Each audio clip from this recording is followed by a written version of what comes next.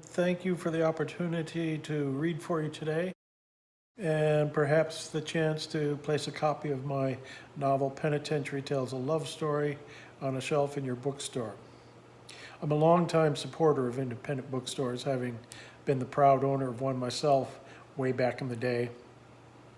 E. Ambrose Books, the only independent bookstore in a small college town in the Midwest.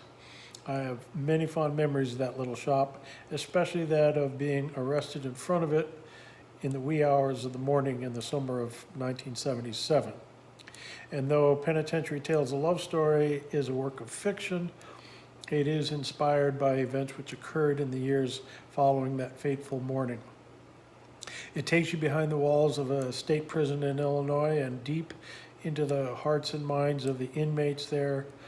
And though it is a serious inquiry into the plight of the marginalized and the oppressed, it's also a bit of a romp, laced with levity and a hint of mysticism. And it will be appreciated by intelligent readers of all persuasions who appreciate a literary walk on the wild side, which is to say, patrons of independent bookstores. I'm going to read from a section called Arcadia, in which our protagonist, Dean Davis, after having spent a week in county jail, has been sent to a holding facility where he will be processed prior to being sent to a permanent facility within the Department of Corrections. He arrives and he observes his surroundings. I stared at the phone on the wall. The word incongruous came to mind. Earlier that day, I'd been checked into Arcadia Correctional Center, an intake facility for the Illinois Department of Corrections. I'd been stripped and searched and straddle-walked butt naked over the delousing spray pipe on the floor. I could still smell the pungent disinfectant wafting up from my groin. I was issued white cotton underwear, blue bib overalls, long john tops and bottoms, scuffed leather work boots, toiletries, and a padlock and key on a string. I was escorted to the holding cell for new arrivals and assigned a bunk, the top bunk, and a wooden trunk where I stowed my toiletries and the books and yellow legal pads and pens I'd brought in with me. I sat now pretending to write while casting cautious glances at a scene worthy of Hieronymus Bosch. 80 bunks and a cracker box of green concrete walls and steel mesh 100 feet long by 30 wide. 40 bunks on each side, 20 up, 20 down. Outside, frigid Midwest winds frosting the fallow fields, but inside, hot air blasting from vents on all sides, causing the green walls to perspire and glisten like the entrails of a slaughtered beast. Overhead lighting so bright it lit the scene in stark relief.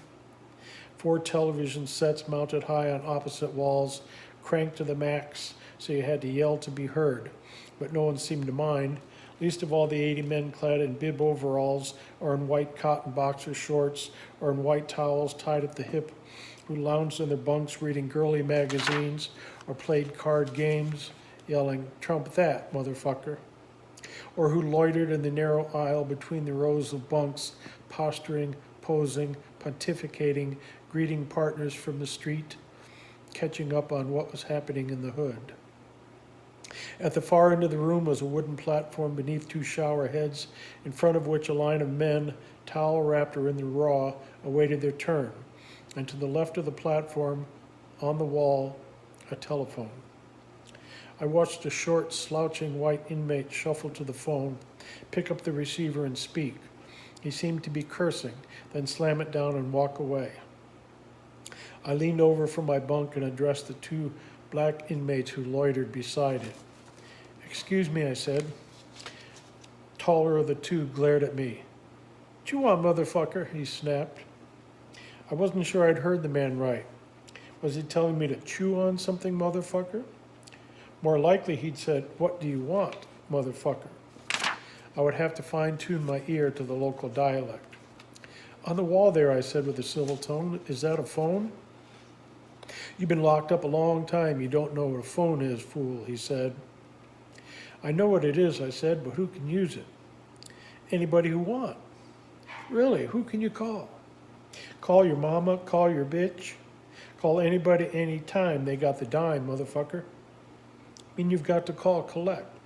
The fuck you think I mean? When can you call out, I said. All day, every day, sucker. Thanks, I said. I leaned back in my bunk. I found the presence of the phone disturbing. I had expected to be able to make calls eventually, but figured I'd have to jump through hoops, fill out a form, make an appointment, go to a special room, be timed for 10 minutes, but not all day, every day, anybody, anytime they got the dime, motherfucker. As easy as standing in a phone booth outside a bar, I could call Lucy, but I resisted. Our parting had been painful. I turned my attention to the world around me. And then after a long day of in-your-face introduction to a new environment, night finally comes. At 10 o'clock, the televisions went off. A guard entered the pen and walked down the aisle between the rows of bunks. Lights out in 5 minutes, he yelled. Time for bed, boys and girls. Fuck you, screw, came a defiant reply. Kiss my ass, peanut butter neck, motherfucker, came another. There's room on the floor of the hole if you'd rather sleep there, said the screw. Inmates drifted to their bunks. The bright lights went off and 3 small, dull orange bulbs in wire cages came on, casting the long room in a hellish glow. A few men carried on loud conversations like children at a pajama party. Others shouted, "Shut the fuck up!" The guard patrolled the aisle every few minutes. Soon the conversation ceased and the guard came less often. Then the scurrying began. Inmates to the bunks of others, shadows flitting back and forth in the murky orange glow. There came the sound of flesh whacking flesh, of fist on face, of the squeaking of springs, of grunting and moaning and an insistent voice cooing, "Come here, you pretty pig." Peace descended. Cigarette tips glowed in the dark, arcing from lip to butt can like silent wayward meteorites. I propped myself on an elbow and looked out the window in the wall behind my bunk. Flakes of snow drifted in the glow of lights on poles, a soundless, dreamlike scene. I laid my head on my pillow and closed my eyes and was drifting like a snowflake myself when the shaking began.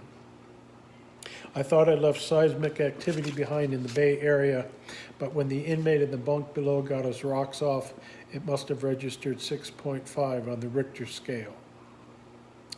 What follows are 5 years of the harrowing exploits of our hero, Dean Davis, how he survives, what he learns about himself and others, and how he evolves as a human being, the changes he goes through, and who he becomes. Penitentiary Tales available in the Ingram catalog. Thank you for listening, and stay safe.